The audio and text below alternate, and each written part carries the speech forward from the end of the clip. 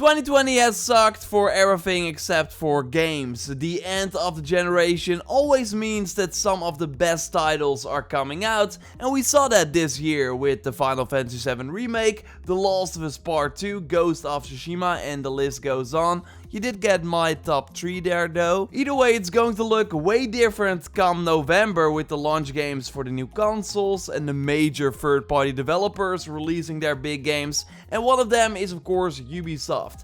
And already thanks to the release of Cyberpunk, some gamers will likely wait or maybe skip on the big Ubisoft open world game they might have bought otherwise. But really the biggest competitor for Ubisoft is basically Ubisoft. I would go as far as to say that they are basically killing some of their own games by releasing them in the coming months. In this Sunday Your Game show, I want to get you up to speed on how this happened, what the impact of it will be, and how in the future games might release further from each other to avoid this from happening. Thanks for tuning in to episode 25 of the Sunday Your Game show. Every Sunday we discuss the latest gaming trends here on the channel. I make predictions as well and also answer one of your questions at the end of the video.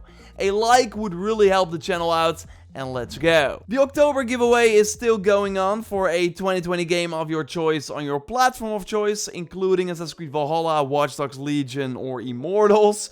You find the link to participate in the pinned comment, and be sure you are a subscriber of the channel for a chance to win, and good luck. It's pretty crazy if you realize that the final big AAA $60 game that Ubisoft released was 1 year ago. Ghost Recon Breakpoint released on October 4th, 2019, and because it was so poorly received, and rightfully so, all the other announced Ubisoft games were delayed. But now the streak of releasing no new titles will finally be broken by Watch Dogs Legion on October 29th, and Gods and Monsters, that was of course also supposed to hit in early 2020, will now launch on December 3rd as Immortals Fenyx Rising. And it's awesome that those games got the extra time. Watch Dogs Legion has now way more unique characters with special abilities that should make recruiting them way more exciting.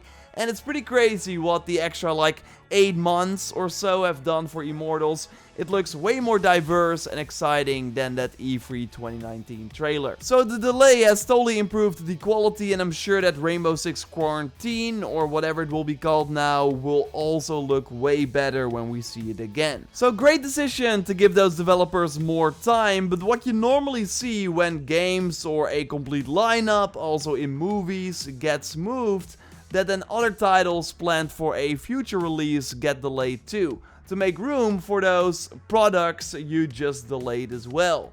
But with Ubisoft, it's actually quite the opposite. What they now did is they basically inserted Watch Dogs Legion and Immortals in their already insanely crowded fall 2020 and early 2021 release calendar. And there's quite some overlap between the Watch Dogs and Assassin's Creed fans, like I am one of them. I like both franchises, and I know many people watching this channel too. They even just announced an Assassin's Creed crossover. Like, why do you think that? Well, to lure more people to Watch Dogs Legion.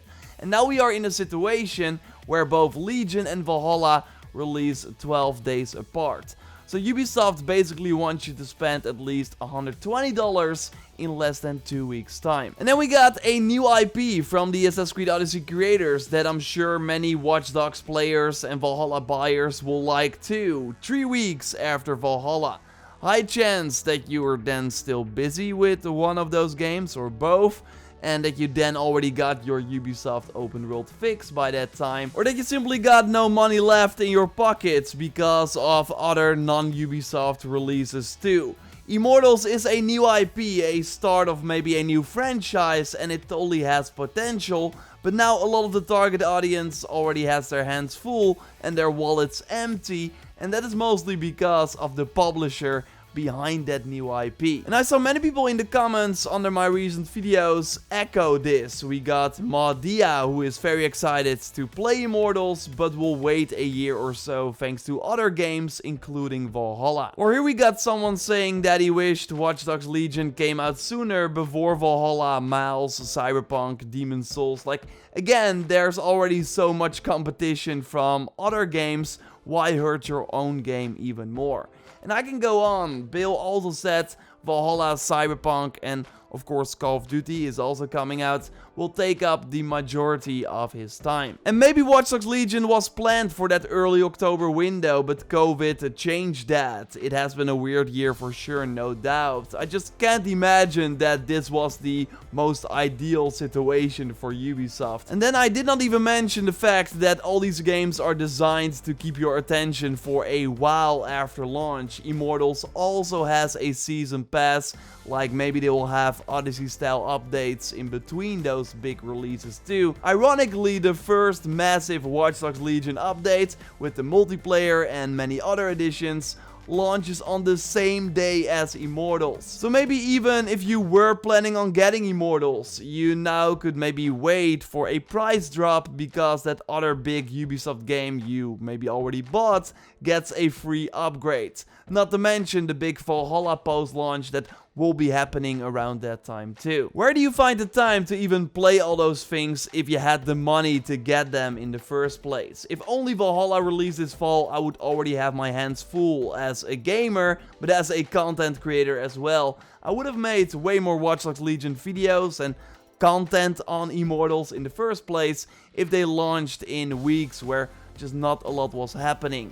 And many YouTubers like me, I think both titles will soon be forgotten or just not get the attention that they likely deserve. The only positive thing about this is Uplay Plus, because that is now a pretty insane deal if you were getting all the Ubisoft games anyways. It's only on PC right now, but for $15 per month, you get the Ultimate or Gold editions for all the new Ubisoft games when they release. So doing this at the end of October till the end of February, so like 4 months, will get you 6 big Ubisoft releases, because let's not forget that in January we get that Prince of Persia remake, then Far Cry 6 and Riders Republic in February 2020. So Ubisoft hopes that you still got some money left after 2020, because early 2021 is already crazy too. But I'm sure this will change at some point. Games in July usually don't perform very well, but Ghost of Tsushima this year proved otherwise. And sure, less people went on a holiday and stayed home instead, but I think that in the future we will move away more from that holiday period as the best time to release a game, and we've actually been seeing that the last couple of years already. Like, the best time to release a game could really be any day. If your game is good, people will show up. I still think that not having a ton of competition totally helps.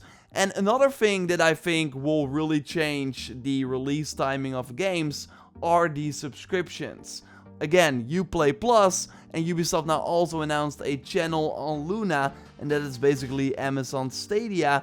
So that is basically Uplay Plus, but without needing a BVPC to run these games, because you will be streaming them using the Amazon servers. We're already seeing this with Game Pass, of course. Like, Microsoft is now really focused on getting people subscribed to that service. But if more companies think like that in the future, if Ubisoft's key focus will be getting people on Uplay Plus, then releasing all your games in 4 months from each other is not the best tactic. Then you want your games in May and August as well to keep players subscribed. And man, Immortals in May instead of December would have been great. Like right now, for $60, you can get the Ultimate Editions for all the planned Ubisoft games at launch with Uplay Plus, and then after that, you can just unsubscribe because you tried all the new Ubisoft games, maybe finished them already, and then maybe resubscribe again in October 2021 when they release their next new game. And while Game Pass is already moving in this direction, I think it will be a while before Ubisoft really changes their release schedule to focus on a subscription service, so that they have a new title coming every quarter to entice people to stay subscribed. Looking at this holiday period though, and early 2021, I really think they are simply looking at the fact that it's more expensive to let the developers work an extra few months on Immortals or push Watch Dogs or Valhalla out of this fall than to just release them. Watch Dogs 2 did pretty poorly in the first week when it came out in November 2016 with not a lot of competition, selling for example 80% less than the original in the UK, and to be fair, I think Watch Dogs Legion will likely do slightly better than Watch Dogs 2, but looking at the current situation, I don't see it doing that much better. And for a game that was in development even before Watch Dogs 2 came out, I don't think it will be like a great start, but it likely won't matter in the end. I really had an eye-opening moment when earlier this year it was announced that Watch Dogs 2 ended up selling 10 million units. Like, we knew the first one was a big success, but the second one turned out to be a huge seller as well. And sure, that was mostly at a reduced price, but even selling 10 million copies of a $20 game is still a lot. And with no new GTA or even the next gen version of GTA 5 in the near future, people who want like a realistic open world city to explore will be going to Watch Dogs Legion. I can't wait to play the game at launch, and it's awesome that they are trying this ambitious play as anyone approach, but high chance that it will just not get the time to shine that it very likely deserves. Ubisoft's marketing team will now focus on Watch Dogs Legion in the week of release, but then the week after that immediately switch focus to Valhalla. The new Just Dance is coming out on November 12th. They still got that Scott Pilgrim Complete Edition that deserves some attention too, so I totally think that Watch Dogs Legion will be pushed to the side relatively fast for a game they spent hundreds of millions on. For Watch Dogs though, I kinda get it, because it already feels old at this point. We've seen it a lot. They gotta get it out. While Immortals, do you really need that in December? Do you really need that for that financial year that ends March 31st? Like, as someone who loved Odyssey, 400 hours, likely way more, I will not be spending as much time as I want with a new game from that same team as I would in any other time period. Like, this holiday is just too crowded. I will spend my time elsewhere, and that sucks for, again, a new IP. And I also think that delaying that game would help it even more, like add even more elements. 2 years of development time had Immortals. Why not give it an extra half year, released in a quieter time? I digress. I'm really curious to hear your take on this whole crazy upcoming Ubisoft lineup thing.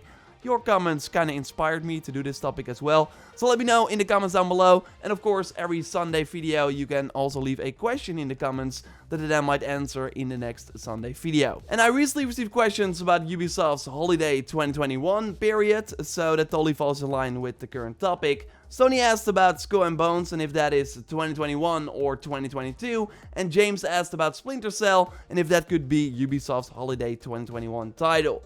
I recently made a video about how crazy 2021 will be in terms of new games, and there I also said that I would not be surprised if Ubisoft launched a new Assassin's Creed next year. And I would hope it if they like skip the year and focus on Valhalla instead, but otherwise they really have no other big holiday title in 2021. Because I totally think that Splinter Cell will come back at some point.